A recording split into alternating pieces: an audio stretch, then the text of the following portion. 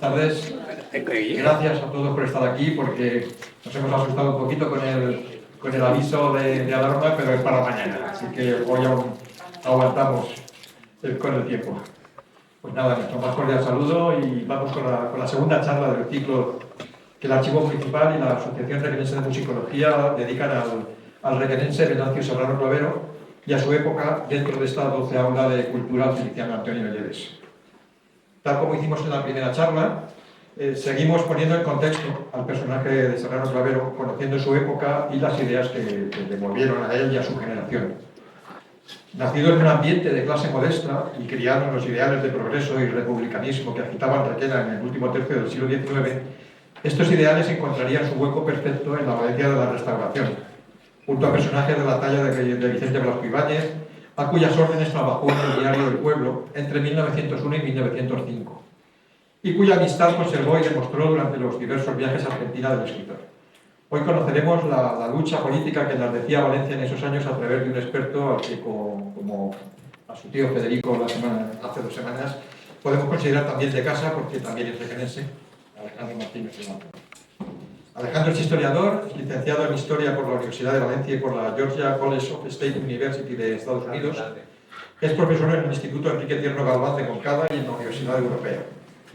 Doctor con mención cum laude por la Universidad Rey Juan Carlos, ha centrado su tesis doctoral e investigación posterior en la democratización y el fraude electoral en la España de los siglos XIX y XX, tema sobre el que ha escrito diversos artículos y pronunciado diversas conferencias.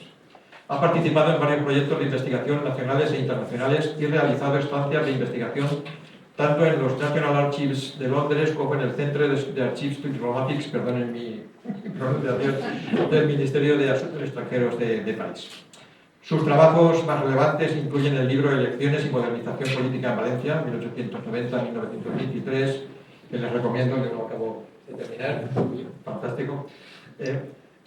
Bueno, las elecciones de abril y mayo de 1931, las elecciones de 1896 y 1898 en Cuba y Puerto Rico, la intervención del gobierno en las elecciones de la provincia de Valencia durante la Restauración, etc.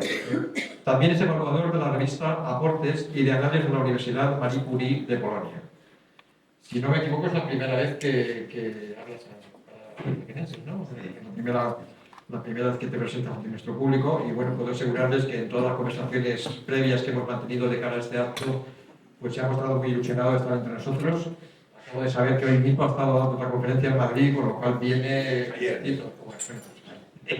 Pero vamos, que llevaba mucho trabajo.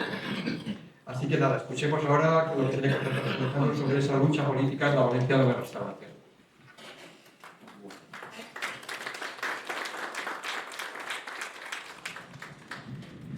Muchas gracias, Marcial. Muchas gracias por lo de que soy de Requena. Me gusta decir que soy de Requena, aunque hace 35 años que no vivo aquí, pero lo digo siempre.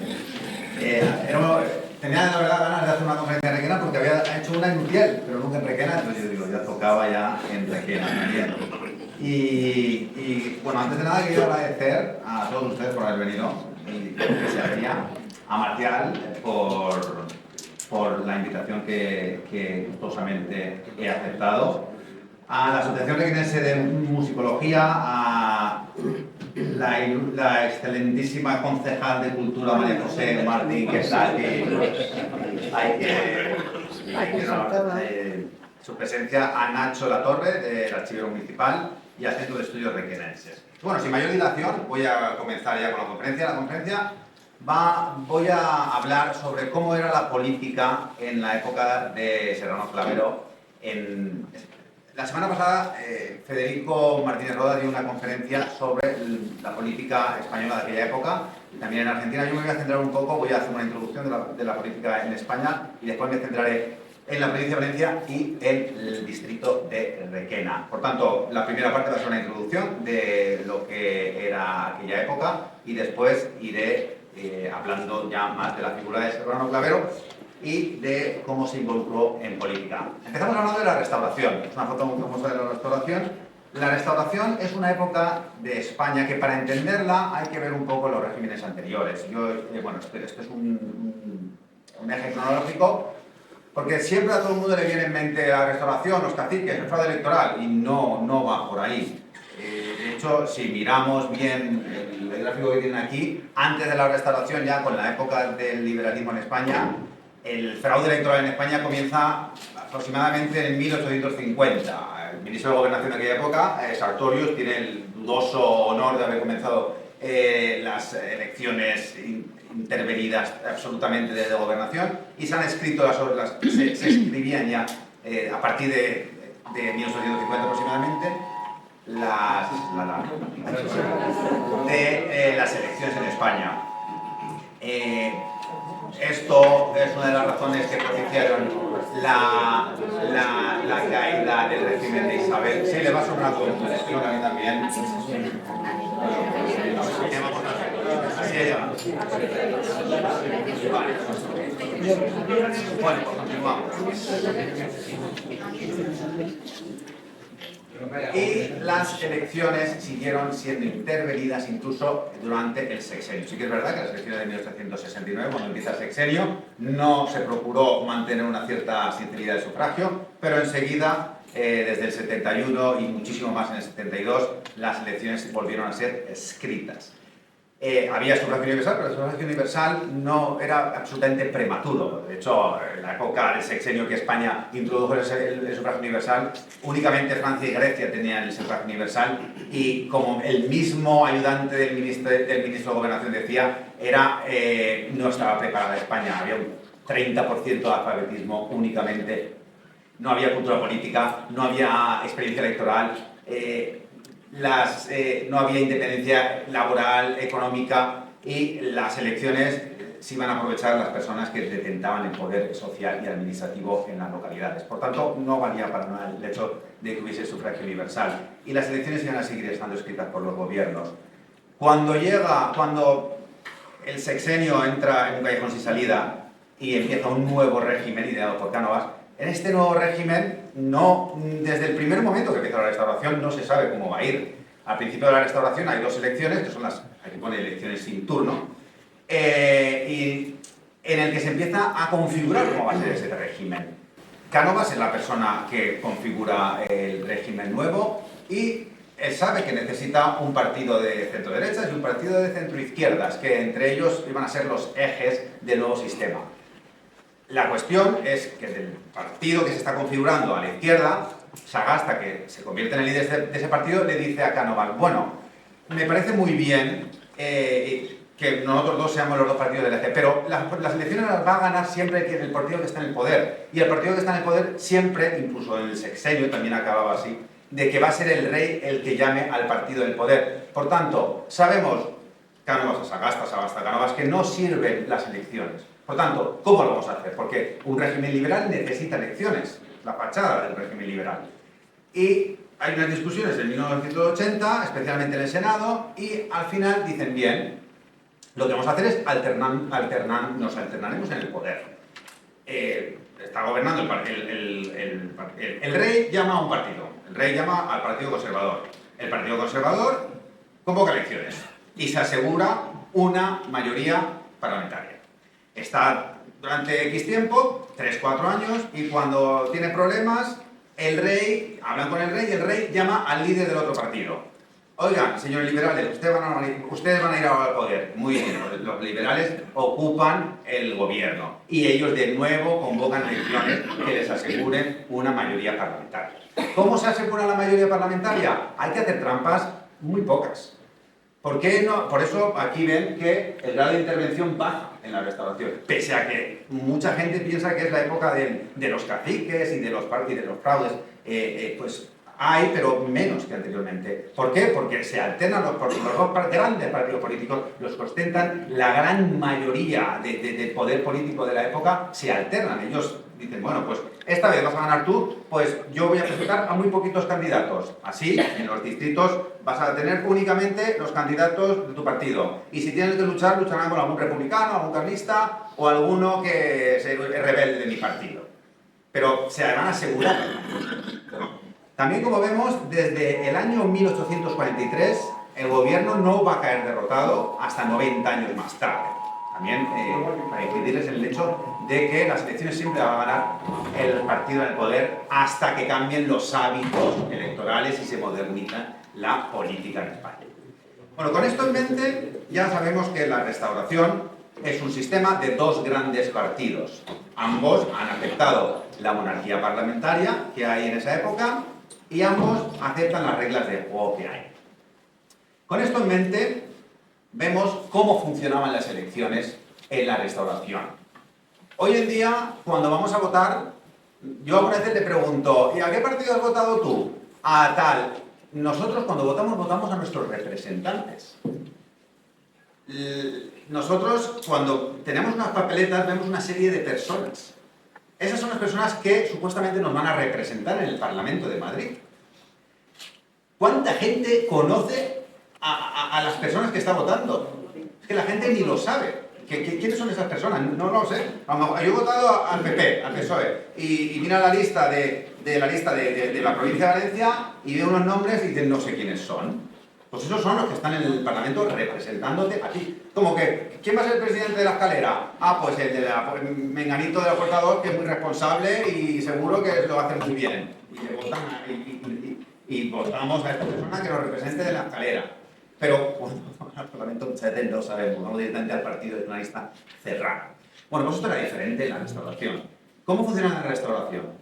En España hoy en día se votan bueno, ustedes saben cómo se votan, pero en aquella época se votaban por distritos electorales. No eran circunscripciones provinciales, sino distritos. ¿Y a cuánta gente se votaba por distrito? A uno. Por tanto, había... A partir de 1871, que se hizo la nueva distribución de distritos en España, existían 391 distritos, 15 más de Puerto Rico, pero 391 que después, más o menos, cada 40.000 personas había un distrito. Pues, ¿aquí cuánta gente hay? Pues aquí está muy despoblado, pues sería un distrito muy grande. Por eso Requena es más grande, Requena y Ayora es más grande que el de Torrente, por ejemplo, o de Játiva. Cada 40.000 personas tenían un distrito. ¿Y a cuántos representantes de cada distrito iban? Uno. Únicamente un representante. Por tanto, en la provincia de Valencia había 12 distritos electorales más una circunscripción de la capital. Porque las capitales eran un poco diferentes. Pero había 12 distritos rurales, Requena era uno de ellos, y una circunscripción en Valencia que tenía 3 diputados. Bueno, esas eran las circunscripciones, pero los distritos tenían únicamente uno. Por eso se llaman distritos uninominales, porque únicamente aseguraban una persona. Por tanto, una persona de Requena que fuese a votar, votaba a la persona que se presentaba por ese distrito, más que al partido incluso.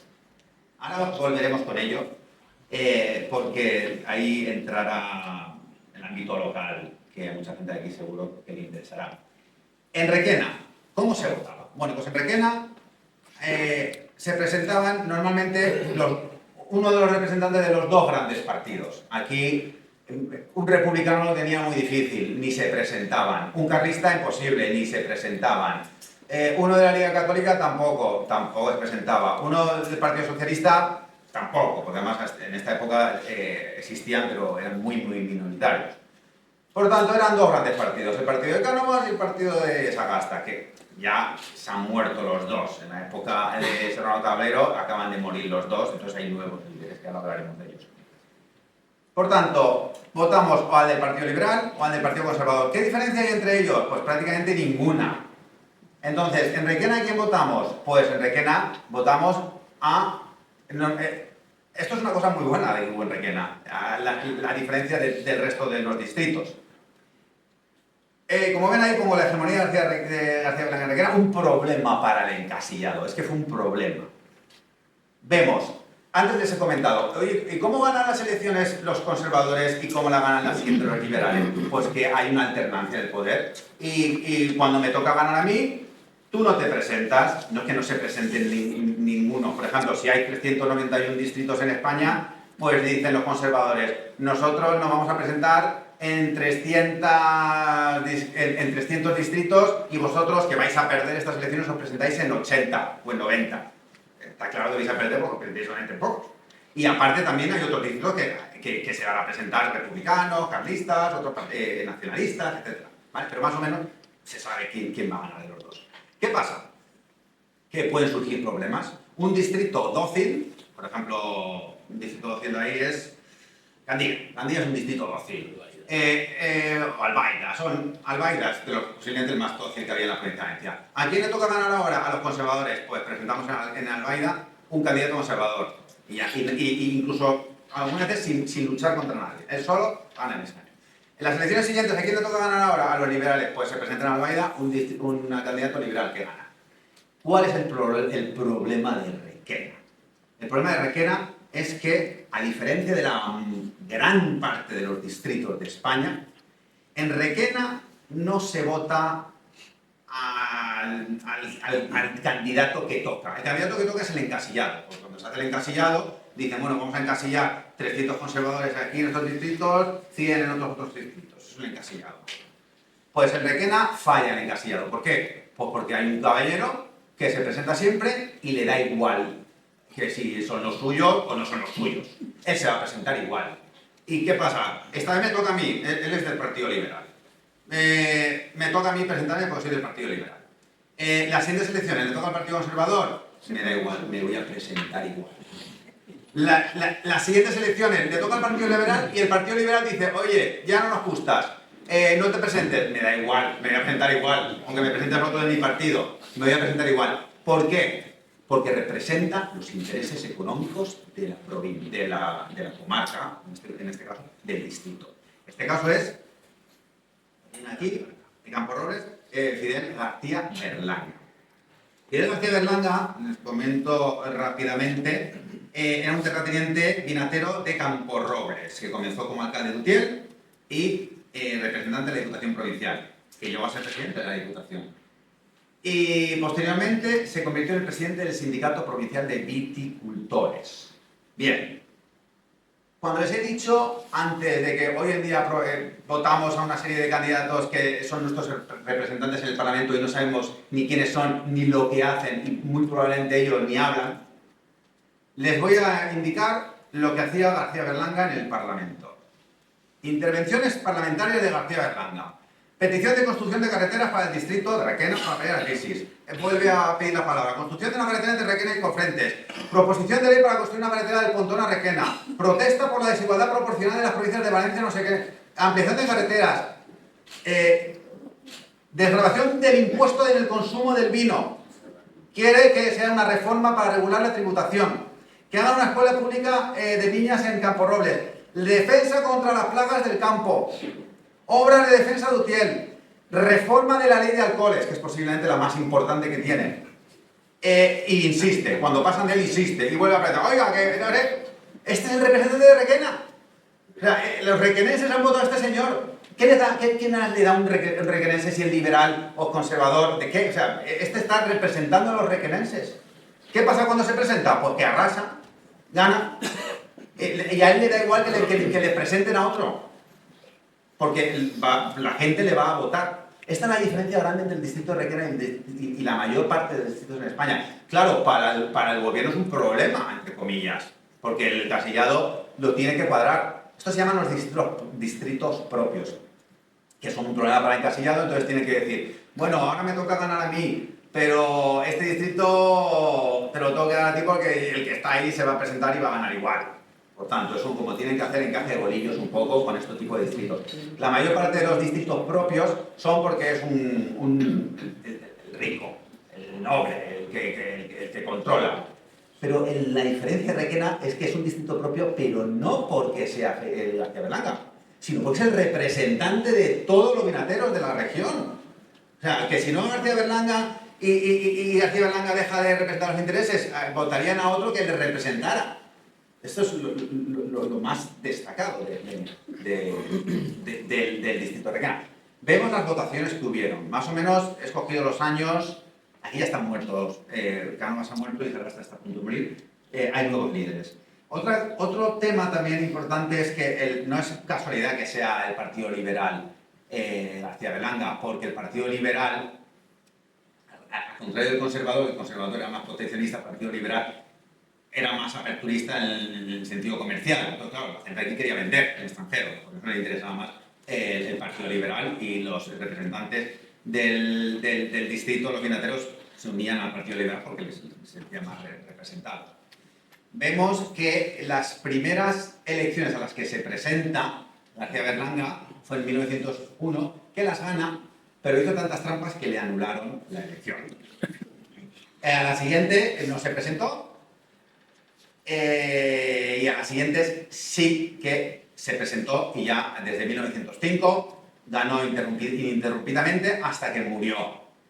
Y cuando murió, le sucedió su hijo como representante de los vinateros de la región. O sea, el padre lo ha hecho muy bien, pues el hijo lo seguirá haciendo igual de bien. Y primero fue García Berlanga y después García Berlanga Pardo José, que, bueno, ahí ven, estos son papeles, Partido Liberal. García Berlanga era principio demócrata después de la rama más como de Canalejas, y su hijo fue, variaba depende de las elecciones, pero era más del sector de García Prieto. Hay una excepción en 1920 que es que no se presenta y se gana un Marín Lázaro, un conservador. De todos modos, este es el caso de Requena. Ahí pueden ver también los candidatos, que eran dos candidatos que se presentaban por las elecciones. Uno solamente ganaba uno. Entonces, el que ganaba siempre solía ser el mismo. Y los que perdían pues, son gente también terratenientes muy poderosos en Requena, como pueden ver ahí. Fernández de Córdoba, Pérez Manglano, Pereira, Martín Lázaro, son gente muy poderosa aquí también. Claro, eran gente poderosa las que se solían presentar. Pues bien, esto es sobre Requena, y todavía no les he hablado de lo que yo he venido a hablar aquí, que era de Serrano. A ver, por tanto, pasemos. Bien, vamos a Valencia. ¿Por qué vamos a Valencia? Porque en Valencia en total habían 15 diputados, 12 eran de distritos rurales, Requena, y 3 de la capital. En la capital no era igual la elección, era una circunscripción, y se elegían a 3. Se elegían a 3. Se presentaban 5, 6, 7 candidatos diferentes y se elegían a 3. La cuestión, se elegían a 3, pero 2 solían ir por la misma lista, que se llamaba la mayoría, y 1 era el de la minoría. Por tanto, en las candidaturas iban juntos. Pues los 2 del Partido Conservador iban juntos en la papeleta. Aquí, por ejemplo, en Requena iba solamente un nombre.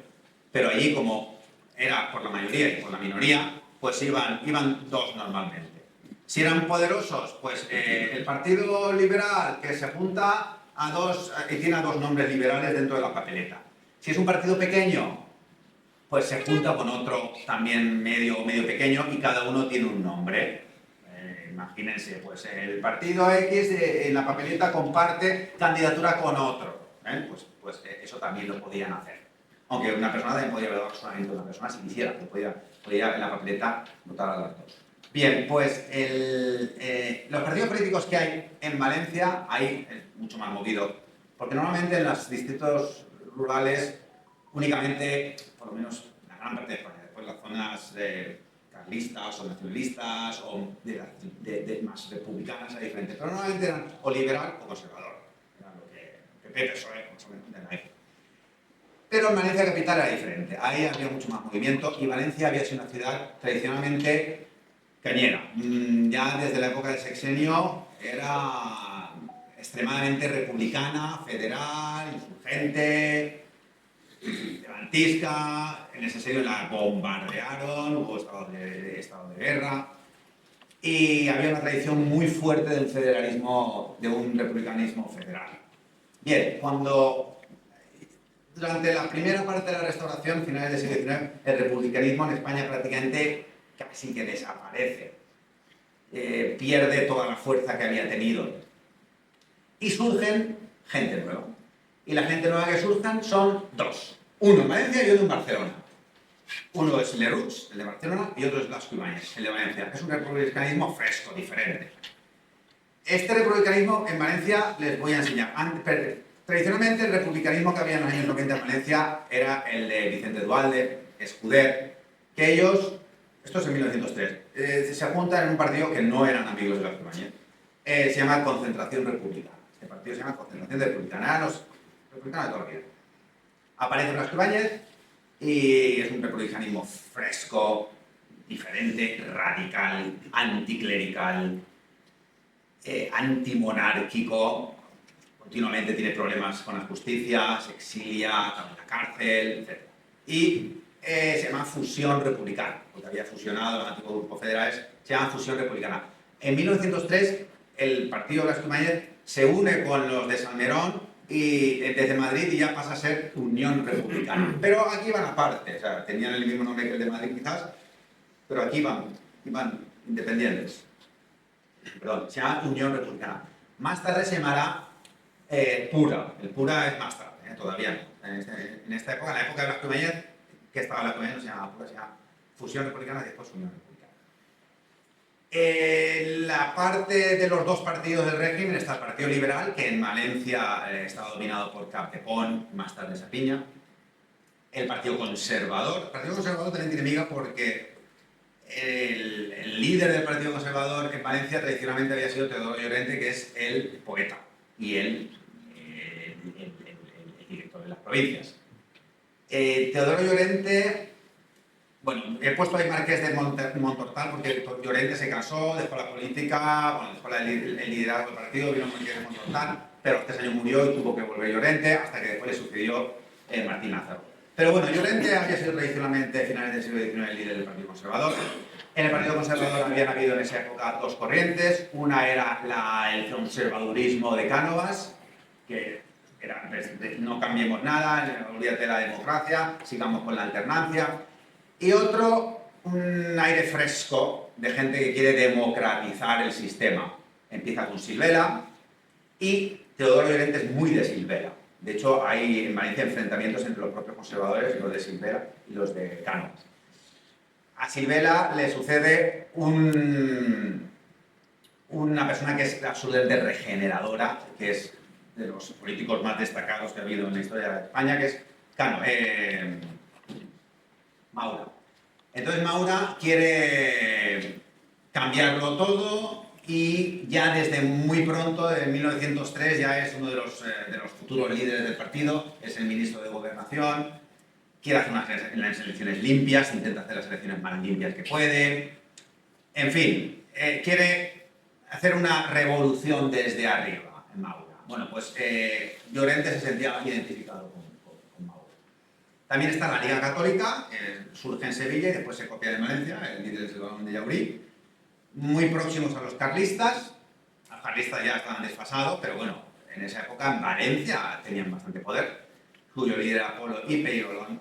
Y estaba la candidatura independiente del doctor Moliner, que le sonará en Valencia porque había un hospital, que se llama todavía, que está cerca de la Calderona, y era una candidatura independiente, no tenía ideología.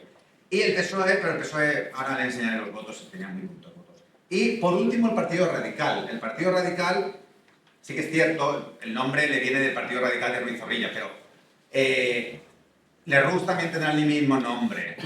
Pero Soriano es la persona que trajo Blasco-Ibáñez. Blasco-Ibáñez tenía problemas económicos, que necesitaba dinero, y se trae a un vasco, se llama Rodrigo Soriano, para que le ayude. Se hace con la mitad del periódico, El Pueblo, y lo mete en su candidatura en 1901. En 1901, ambos, la candidatura unida de Blasco-Ibáñez con Soriano, ganan la mayoría. Además, suelen tener los mismos votos, porque como van en las mismas papeletas, las de la mayoría. Y ganan la mayoría. De los 3 diputados de Valencia, 2 para los republicanos, y son los radicales, ambos, Blasco-Ibáñez y Rodrigo Soriano. En Madrid surge la Federación Revolucionaria, que son 4 los salvajes de la época, son Alejandro Lerroux, Blasco-Ibáñez, Rodrigo Soriano y Cunuy. Son los 4 más radicales de la extrema que había en España en ese momento. Y 2 de ellos, los 2 diputados de Valencia. Valencia en aquella época era como la ciudad más republicana de España, con diferencia. El de la minoría, como ven aquí, es el doctor Moliner, que era una candidatura independiente. Y después, los que no salieron elegidos, pues del Partido Liberal, el carlista, este es otro republicano, fíjense la fuerza de los republicanos en Valencia, y después el del Partido Conservador. hay un problema gordo entre Blasco Ibáñez y Soriano. Un problema muy gordo que deriva en una lucha fratricida entre ambos. Que de hecho acaba en un duelo de esos que se hacían de pistola. Y Soriano crea su propio periódico, se llama El Radical, y su propio partido.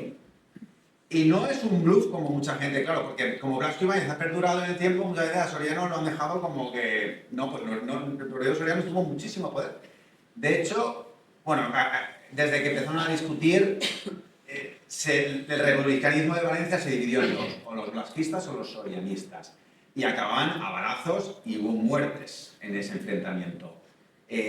Siempre que había un mitin, estaban siempre guardias de seguridad con pistolas, esperando que vinieran los de la otra facción, que también eran republicanos, a montarla. Tengo aquí, pues, no sé si... por ejemplo, en un mitin de Vicente Blasco Ibáñez, y aparece Soriano con sus matones, y se agarra y... Es cierto, y le pregunta a Blasco Ibáñez públicamente, ¿es cierto que en una ocasión situó una gestión por usted determinada para declarar loca a su señora? ¿Es cierto, bandido? ¿Es cierto que una de sus señoras tenía la maleta para irse de casa? ¿Es cierto, criminal? Se insultaban continuamente. Y en sus medios. Bueno, Blasco Ibáñez quería, a toda costa, librarse del problema de Rodrigo Soriano. Y aquí aparece nuestro amigo. Serrano Clavero era uno de los de las personas más importantes para Blasco Ibáñez. Blasco Ibáñez tenía un grupo de personas de confianza y ahí estaba Venancio Serrano Clavero, que se había ido a Valencia, estuvo trabajando si no me equivoco en las provincias una época, un poco tiempo, y al final acabó en el pueblo, que era donde él se sentía más a gusto. Hizo amistad con Blasco Ibáñez y también fue compañero de Blasco Ibáñez de meterse también en problemas. Por ejemplo, antes de que surgiera el problema con Rodrigo Soriano, ya había tenido problemas con la policía. Serrano Clavero fue detenido. En Valencia hubo muchos problemas, sobre todo en la época de Sexenio, con el Rosario de la Aurora, que iban en procesión y los republicanos iban allá a pelarles. Y en uno de esos, no era el de la Aurora, era la procesión del Corpus, Serrano Clavero pues estaba ahí pues con Azati y con otros pues tirando piedras. Y le detuvieron y estuvo en juicio, estuvo en el banquillo de los acusados. Pero cuando hubo los problemas con Soriano, Serrano también estuvo involucrado. De hecho, hubo las personas que trabajaban en el pueblo fueron a donde estaba el Radical, el periódico, y lo destrozaron. Bueno, pues entre uno de los trabajadores agredió al otro y el otro quería una reparación por medio de armas, lo del honor. Y Serrano Clavero iba de representante de este blasquista, Vinain, y estuvieron negociando cómo iba a ser el duelo, para ventilar sus cuestiones personales, etc. Bueno, que estuvo también involucrado en estos problemas de estos dos grupos republicanos. También Serrano Clavero estuvo de propagandista y orador. Propagandista era la gente que iba a dar mítines. Y solía, por ejemplo, El Combate es un diario republicano que en una campaña en 1904 Serrano Clavero era uno de los propagandistas republicanos y recitó poesías al final del acto. Y recitó poesías de Rizal, incluso suyas y de Rizal. En otro mitin, esto es del pueblo, en el Camino del Grau, a las 9 de la noche se celebrará un mitin en la tertulia de la Unión Republicana, situada enfrente al portazo del Camino del Grau. En dicho acto, que será de inauguración del nuevo casino, harán uso de la palabra, entre otros oradores del partido, don Venancio Serrano Cisneros, don Faustino Valentín, esos gordos del blasquismo, Vicente Oros y don Vicente Blasco Ibáñez. Era de las personas de confianza de Blasco Ibáñez y de las personas del partido. En 1907 ya está en Barcelona y el pueblo le cita como jefe de redacción del Progreso. El Progreso es el órgano de Lerroux. Lerroux es el Blasco Ibáñez de Barcelona, que bueno, llegará a ser presidente del gobierno de una segunda república, aunque mucho más moderado. Valencia en aquella época, la época de Serrano Clavero, Valencia era un hervidero republicano y el Ayuntamiento de Valencia tuvo mayoría de los blasquistas durante toda la primera década del siglo XX, y como vemos en las elecciones se produce un hecho muy curioso en Valencia. Normalmente, si los republicanos lograban la victoria en una capital, si en esa capital había mayoría y minoría, pues se van con un canto a los dientes si lograban la minoría, pero muy contentos si lograban la mayoría, que eran dos. Bueno, pues en Valencia no es que lograban la mayoría, en Valencia lograban lo que se llama como el copo, que es algo rarísimo. Significa que los republicanos en Valencia obtenían los dos de la mayoría y el de la minoría, todos los diputados. Aquí lo podemos ver mejor. Aquí, a partir de 1903, que ya Rodrigo Soriano va por libre, en contra de Blasco Ibáñez. Aquí Rodrigo Soriano es el más votado, ojo, y los dos de la Unión Republicana de Blasco Ibáñez lo van en el segundo y el tercer puesto. Lo mismo pasa en 1905 y lo mismo pasa en 1907. O sea que durante todos estos años en Valencia los republicanos no tienen el copo. Esto únicamente se dio, aparte de Valencia, únicamente se dio en unas elecciones en Barcelona. En la de 1910, precisamente con Lerroux, en Barcelona. Nunca más se volvió a dar esto. Aquí lo vemos mejor. Como ven, estos son las candidaturas republicanas en las circunscripciones donde son más diputados en Valencia. Vemos que en Valencia tuvieron durante 3 años, durante 3 elecciones consecutivas el copo, que también se dio en Barcelona en 1910, pero Valencia, abajo vemos el porcentaje de diputados republicanos en las grandes capitales. Valencia, con diferencia, es la que más. Estas son las imágenes de la prensa de Blasco Ibáñez, caricaturizado, y Lerroux. Son los dos representantes del republicanismo radical, del nuevo republicanismo que hay. Este es Rodrigo Soriano, en otra caricatura, en una lucha que hubo en Valencia, una lucha fratricida salvaje entre los dos, entre Blasco Ibáñez y Rodrigo Soriano. Rodrigo Soriano, al igual que Serrano Clavero, acabó en Argentina.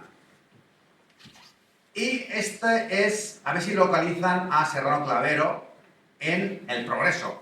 Este es Lerroux, el del medio es Lerroux.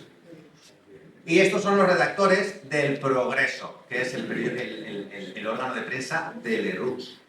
Y como ven ahí, no sé si lo han conseguido localizar, está arriba a la derecha. Serrano Clavero. Cuando Serrano Clavero murió, en el entierro, como publica El Pueblo, ayer tarde se verificó el triste acto de conducir al cementerio el cadáver del inspirado poeta y periodista Venancio Serrano Clavero, constituyendo una sentida manifestación de duelo. Entre numerosos éxitos figuraban los directores y redactores de casi todos los periódicos locales, toda la colonia de Requena en Valencia y una amplia representación del Círculo Valenciano de Buenos Aires, aquí está ahí, presidida por Rafael, etc. Y esto ha sido todo, creo que el tiempo lo he cumplido aproximadamente. Y me quedo por si tienen alguna pregunta a hacerme, seguro que tengan. Ya.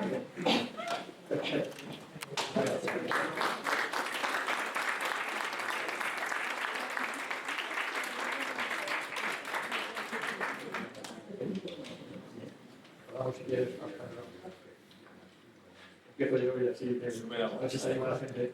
Hay una polémica muy fuerte desde el pueblo. Serrano Clavero hace una sección, se llama Todo Trapo, de poesías contra el gobernador Capriles. Entonces, lo que te quería preguntar es, a pesar de esa mayoría... ¿Mayoría en dónde? En Valencia capital. En la principal. Sí, a pesar de la mayoría, la gobernación civil estaba en manos del Estado, que no eran ellos.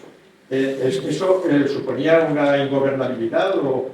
Sí. Porque, por ejemplo, cuando lo de Corpus que has tratado, el ayuntamiento era de Blasco, pero los detienen desde el gobierno civil, ¿no? Entonces hay una dicotomía ahí, ¿no? Bueno, claro, no, el régimen de la restauración no era un régimen democrático y el Estado tenía modos de control. Uno de ellos era la Diputación. La Diputación estaba presidida por el gobernador civil y podían, por la ley municipal de 1877 y por la Constitución, si algún miembro de la corporación municipal o de la corporación provincial se extralimitaba, muy amplio se extralimitaba, podían suspenderlo. Entonces, los concejales del Ayuntamiento de Valencia fueron suspendidos en muchas ocasiones, los vasquistas. El gobernador civil tenía potestad para las suspensiones y también para la suspensión de órganos de prensa o de Era el secuestro del periódico, ¿no? Entonces, tuvieron, aunque sí que había una libertad de prensa, pero poco, entre comillas, pero sí que tenían, no había censura previa. Por tanto, el gobernador civil tenía mucho poder. De todos modos, también recordemos que ambos eran diputados y algunas veces llamaban incluso convenios. Por ejemplo, en las elecciones de 1907, Blasco Ibáñez, es cierto lo que voy a decir, aunque a lo mejor no suena muy bien, pero Blasco Ibáñez se fue de Valencia por culpa de Soriano. En las elecciones de 1905, cuando esa misma noche que supo que Soriano, miren los resultados, en 1905, en cuanto supo que Soriano había salido diputado, se fue de Valencia a Madrid y no quiso saber nada más de Valencia. Recordemos que estaban matándose entre ellos y Blasco Ibáñez estaba por la calle que en cualquier momento le podían pegar un tiro.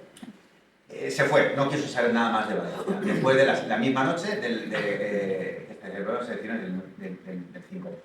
Volvió Blasco Ibáñez, no volvió a Valencia, pero se presentó por Valencia en 1907. Y ahí fue, lo que le interesaba era derrotar a Soriano, que no obtuviese alta Soriano.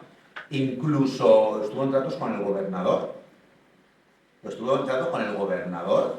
Para hacer tenaza sobre Soriano.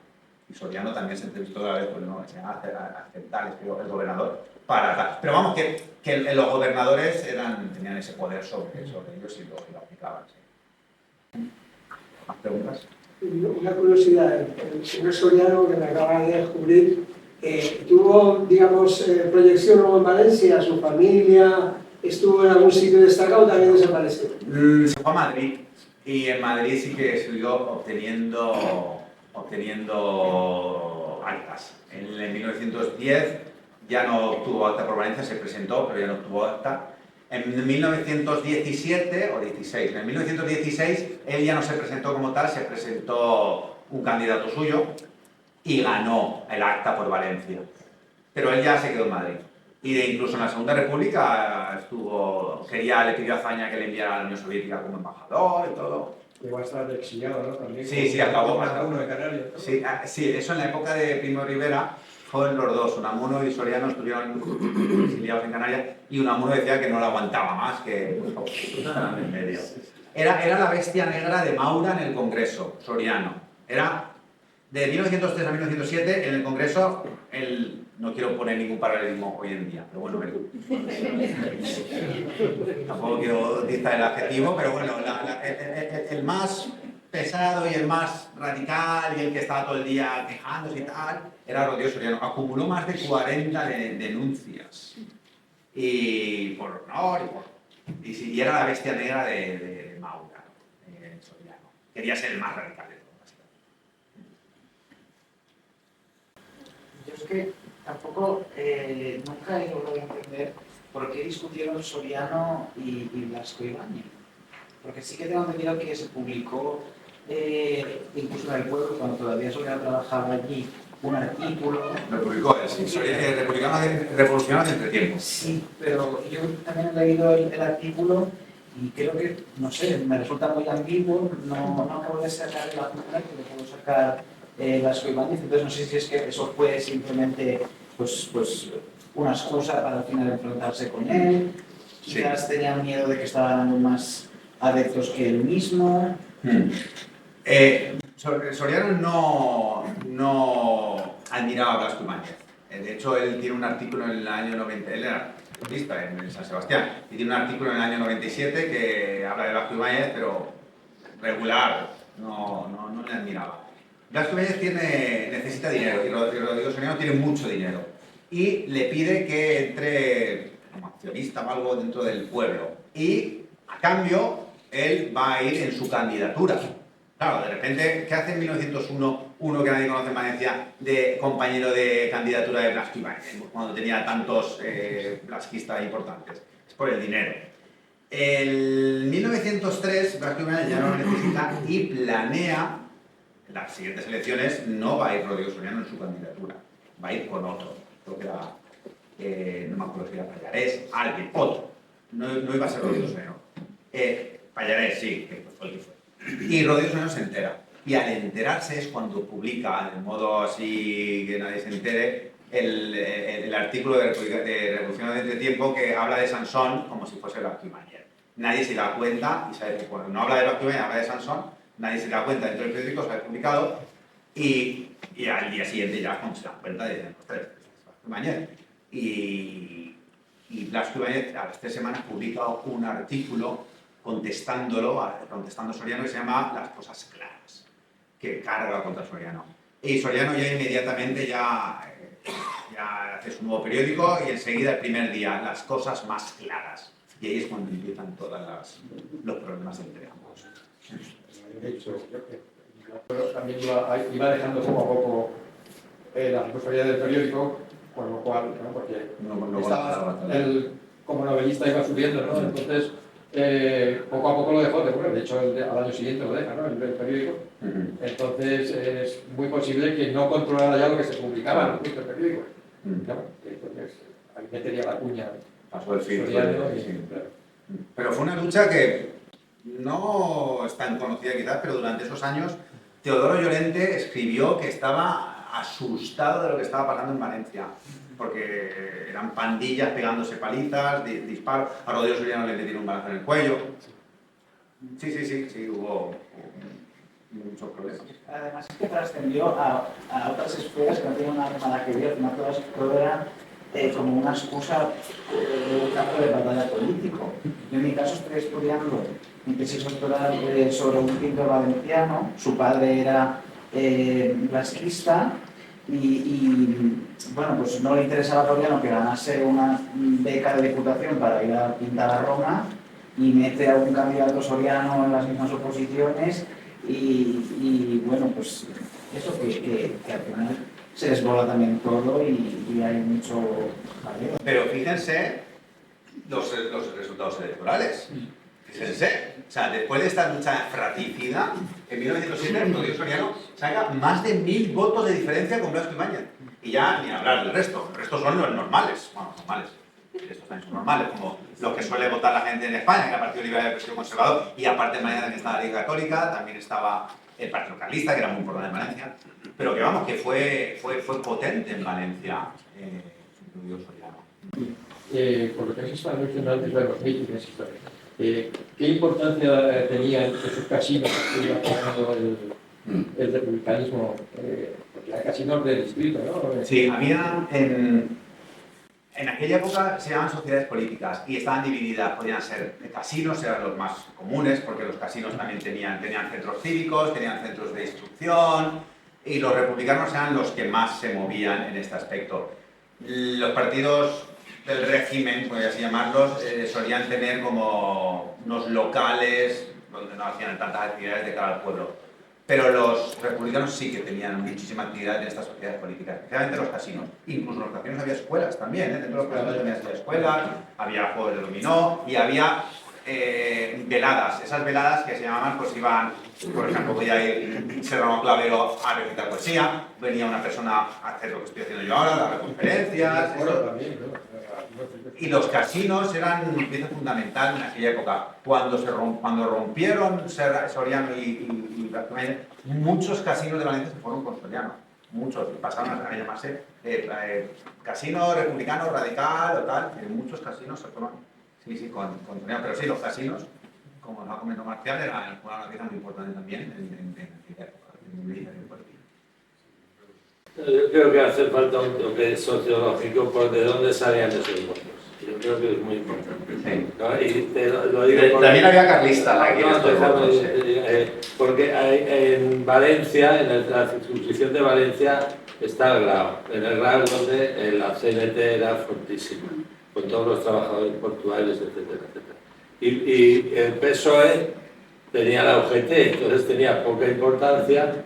Prueba de ello, no sacaban muchos votos porque la mayor parte de los obreros sindicados estaban en la CNT. Y la CNT tenía muy buena relación con el republicanismo, porque es falso, y Mercedes Vilanova lo demostró, que dices que no se entiende la historia, porque muchos historiadores decían que los anarquistas se abstenían porque seguían las consignas de sus líderes sindicales, y no es verdad. Entonces, hay actas de que el 98% de las mesas de los pueblos marítimos, o del Grao, Cabañal, Malvarrosa, 98% votaban o al blasquismo o a Rodrigo Soriano.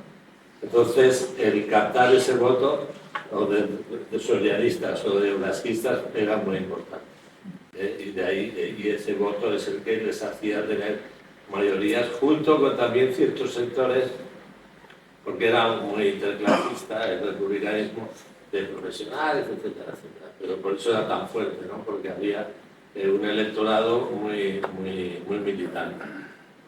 Otra cosa, Alejandro, es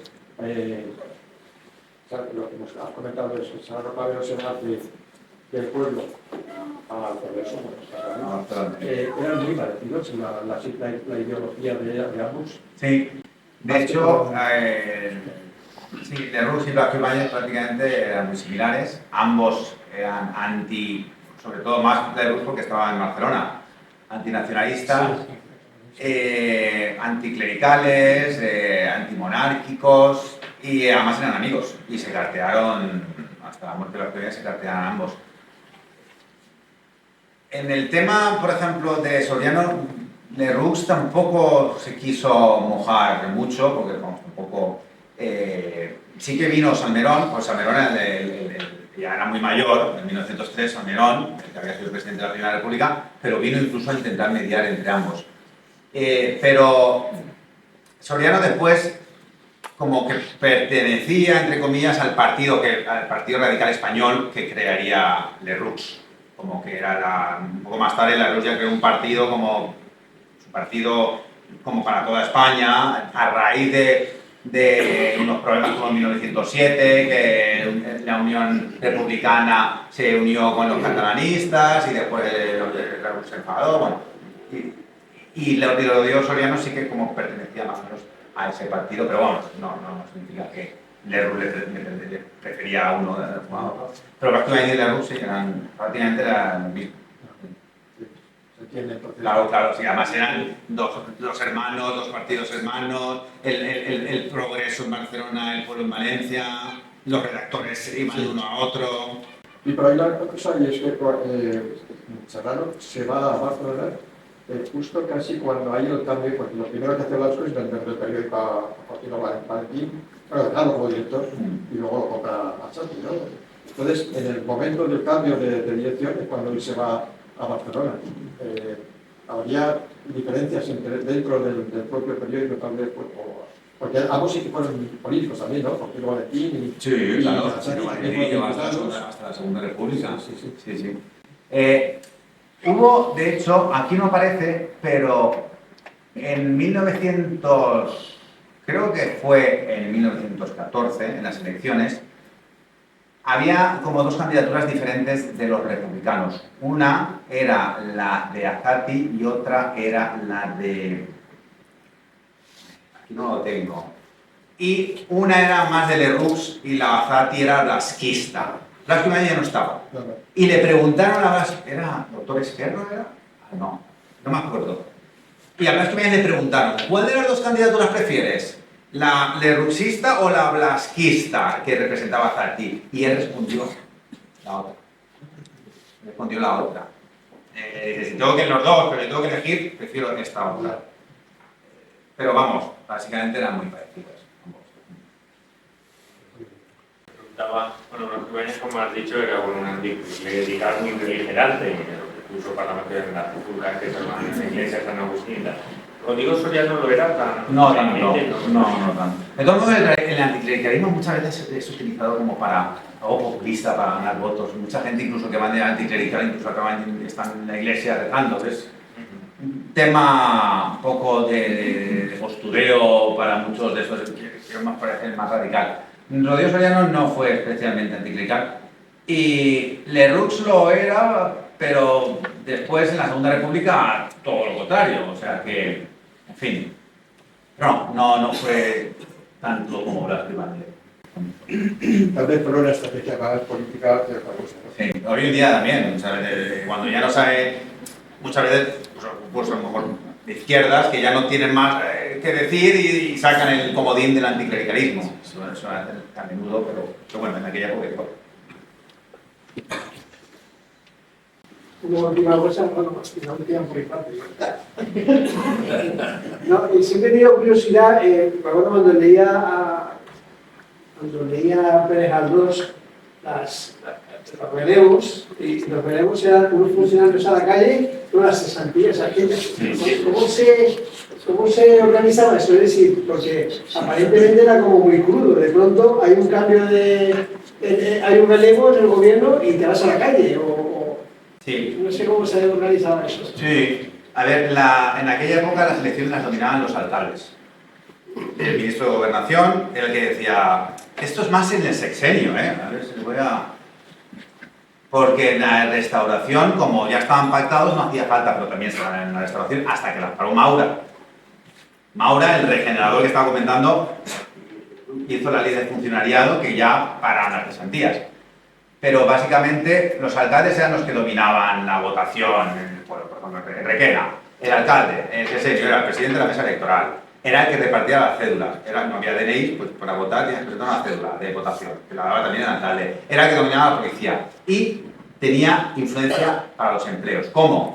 Pues igual que hoy en día, ¿no? Pues como, no sé, pues, bueno, igual que hoy en día no. Nada que ver con ello. Pero, por ejemplo, los estanqueros. Tenían puestos de estancos y llegaba un alcalde y tenía el derecho para decir, bueno, pues ahora quito a estos estanqueros y ahora lo voy a sustituir con estos otros. Estos se llaman las cesantías. Estaban prohibidas el periodo electoral. El periodo electoral no se podía hacer cesantías, algunos lo podía hacer, pero era algo irregular. Entonces esto se utilizó también como poder político de cesar a estos trabajadores y poner a otros en su lugar. Vale, estos eran las cesantías y como los trabajadores tenían ese poder en las elecciones, pues lo utilizaban mucho. Y la urna no transparente. Bueno, muchos otros tipos de irregularidades, pero sí. Es que la urna transparente es de 1907. Estaba comentando lo de Maura, que quería regenerar el sistema, democratizarlo, pues al final algo que sí que consiguió fue una ley electoral en 1907, que entre otras cosas se introdujo, como comenta Federico, la urna transparente.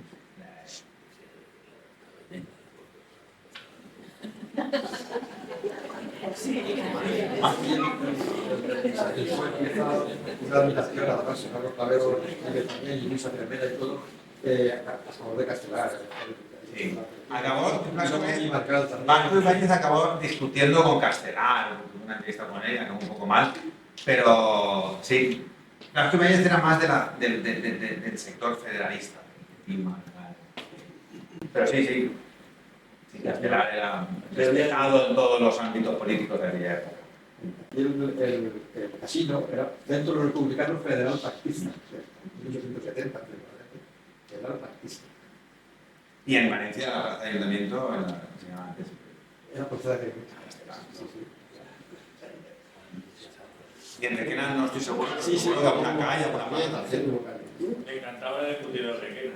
Lo de Juanito, Si no recuerdo mal, lo más viejo de Juanito, el embutido de Requena. Nacho, Hay una la calle de Castelar es la calle del peso. Sí, pues le enviaban embutidos.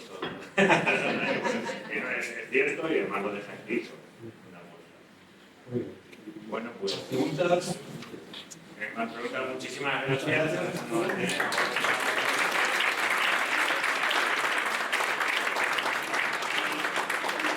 Dejamos descansar la próxima semana, pero al siguiente de todos los viernes, que será 27 de febrero, pues proseguimos por ese ciclo de charlas en torno al centenario de Venancio Serrano Clavero, y esta vez sí que nos centramos ya absolutamente en la figura de Venancio Serrano Clavero, porque Marcial García, que es ahora mismo el gran estudioso de nuestro requerense, va a labrar el perfil político y artístico de Venancio Serrano Clavero, con lo cual les convoco a esta próxima charla y les agradezco que en una tarde tan ventosa y de tantas alertas, pues casi prácticamente hayamos llenado el aforo. Muchísimas gracias.